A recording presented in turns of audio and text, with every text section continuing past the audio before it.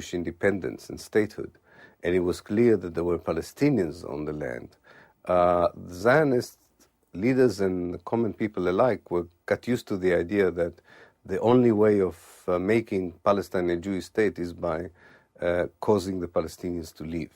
إخلاء الفلاحين هو تطبيق للمبدأين، من ناحية الاستيلاء على الأرض تسمى تهويد الأرض، وثانيا العمل العبري وهو الاستعاضة عن فلاحين عرب بيهود إما من شرق أوروبا، وفي حالات أخرى عندما قل العدد استعانوا بيهود من اليمن. A Jewish militia known as Hashomer was established to protect the growing number of Jewish settlements. Jews held demonstrations to demand the recognition of Hebrew as an official language under Ottoman rule. العربي والفلسطيني كان واعي من اليوم الأول لمفهوم الصهيونية. هي حركة عنصرية تبحث عن رأس مال لاستعمار أرض وتوظيف البعد الديني لجعلها وطن لمن تبقى منها يهود العالم في هوية وكيان ومستقبل سياسي. هذا الوعي كان واضح جدا عن نجيب عزوري، كان واضح جدا عن نجيب نصار. In 1908, Najib Nassar, a Palestinian pharmacist, began publishing a newspaper called Al-Carmel. In it, he warned of Zionism as a movement aimed at displacing the Palestinians. He wrote, "The Jewish state would be a poisonous dagger in the heart of the Arabs." The outbreak of World War I in 1914 created new opportunities to reshape the Middle East. خلال الحرب البريطانيين كان يفكروا عن الموقع، يعني فلسطين على قرب من قناة السويس ودور بريطانيا في مصر آنذاك، كان يدل على دور خاص لبريطانيا في فلسطين، ورأوا في اليهود وفي الحركة الصهيونية شريك في أمر استراتيجي استعماري. In 1915, a secret memorandum was presented to the British cabinet under the title The Future of Palestine. It was drafted by Herbert Samuel, a British politician and Zionist committed to Palestine becoming a home for the Jewish people. In the document, Samuel advised that the time was not ripe for the establishment of an autonomous Jewish state in Palestine. He recommended instead that Palestine be annexed to the British Empire, describing this as the most welcome solution to the supporters of the Zionist movement. He expressed the hope that under British rule, and over time, more Jews would settle in the land and grow into a majority, among what he called the Mohammedans of Arab race. Samuel's recommendations were taken into account in the secret British-French agreement formulated by British politician Sir Mark Sykes and French diplomat François-Georges Picot. The Sykes-Picot agreement opened the way for the establishment of a Jewish state. In 1917, the British cabinet, headed by Prime Minister David Lloyd George, pledged to establish a homeland for the Jews in Palestine. The pledge came in the form of a letter from the British Foreign Secretary Arthur Balfour to the influential British Zionist Lord Walter Rothschild. بالفور كان يمثل الحكومة البريطانية، ولما كتب رسالته إلى لورد روثشايلد كان يكتب باسم الحكومة البريطانية.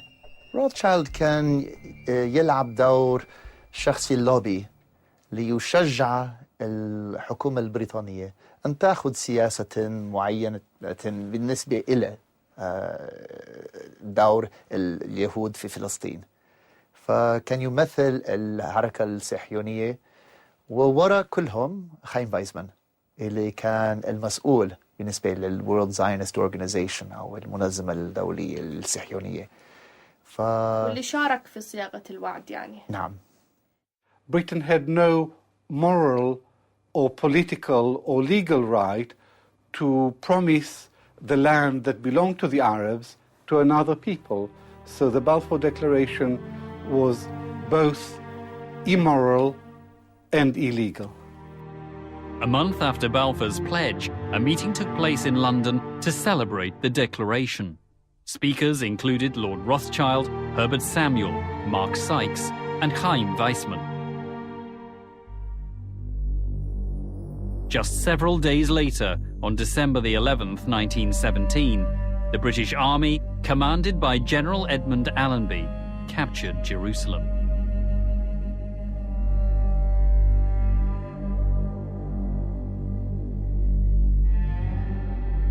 Entering the Holy City alongside Allenby was a Jewish military unit, established under British auspices. One member of this unit was David Ben-Gurion, who would later be Israel's first prime minister. The unit also included Ze'ev Jabotinsky, a future Zionist leader, as well as Nehemiah Rabin, soon to be father of young boy Yitzhak Rabin. Within a month, General Allenby welcomed Chaim Weizmann in Jerusalem. There were approximately 50,000 Jews in Palestine at this time, 10% of the population, among 500,000 Arabs. The Great War ended in 1918, and preparations were made for a peace conference in Paris.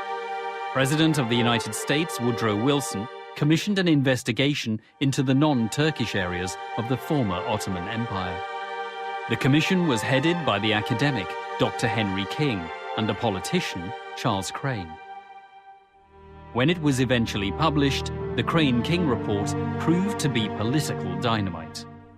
The report stated that the non-Jewish population of Palestine, nearly 9/10 of the whole, was emphatically against the Zionist program. The report went on to warn that anti-Zionist feeling in Palestine and Syria was intense and not likely to be flouted.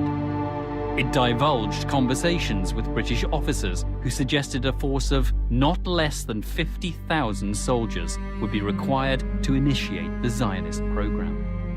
The authors judged all this as evidence of what they described as a strong sense of the injustice of the Zionist program. The report concluded Jewish immigration should be definitely limited, and the project for making Palestine distinctly a Jewish commonwealth should be given up.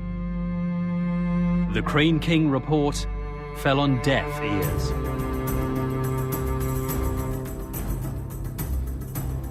At the Paris Peace Conference in 1919, Britain was represented by Prime Minister David Lloyd George and Arthur Balfour. A delegation from the Zionist organization attended, headed by Chaim Weizmann. They presented a map, seen here, proposing the area to be allocated for a Jewish homeland. The map included both Palestine and the east bank of the Jordan River, as well as parts of what are today southern Lebanon and Syria. Parallel to the conference, the leader of the Arab delegation, Prince Faisal bin Hussein, signed with the Zionist delegation's leader what became known as the Faisal-Weizmann Agreement. It outlined Faisal's approval for a Jewish homeland in Palestine and an Arab nation in the larger Middle East.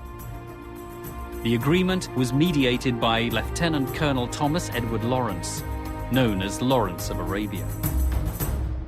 Faisal signed, adding in his own handwriting that the agreement be dependent on the Arabs gaining their independence. الحركة الصهيونية من 1919 تقريبا فهموا إنه التركيز على السياسة الخارجية ما بكفي. يعني مضبوط لنا علاقات كتير كويسة في لندن، في لنا مكتب في نيويورك وواشنطن، ولنا ناس في برلين وفي باريس والى آخره. بس إحنا فيهم ناس وإحنا لازم أو نتفق معهم، بس نيجي لإشي معهم لازم ناخذهم بعين الاعتبار على الأقل. و1919 أسسوا مركز استخباري للحركة الصهيونية 1919 وكانوا ناس يعني أنا ذكرت إنه كان في علاقات في كتير من المناطق علاقات منيحة بين اليهود والعرب، وكان في يهود كانوا الجيل الثاني هون، يعني إذا أبوهم إجا لهون في 84 1884 86 هم انخلقوا هون ولدوا هون، وكانوا يحكوا عربي ويركبوا فرسان ويروحوا عند العرب، وكان عندهم أصحاب عرب وصاروا يلموا معلومات. وشو المعلومات؟ معلومات من نوع واحد، معلومات سياسية. شو الرأي العام؟ هل بدهم يوافقوا مع المشروع الصهيوني أو لا؟ وين في أراضي فاضية، وين في ناس ممكن يبيعوا أراضي